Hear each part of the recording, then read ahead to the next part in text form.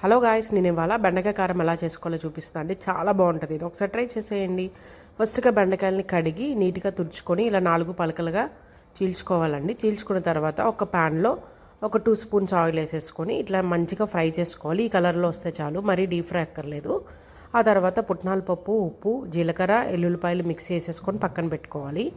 తర్వాత సేమ్ మనం కూరకు తాలింపు పెట్టుకున్నట్టు పెట్టుకొని ఆ తర్వాత బెండకాయలు వేసేసుకోవాలండి. 2 మినిట్స్ ఆగంగానే, ఎక్కువ ఫ్రై అక్కర్లేదు, ఇంకా ఆల్మోస్ట్ ఫ్రై చేసేసాం కాబట్టి నో నీడ్.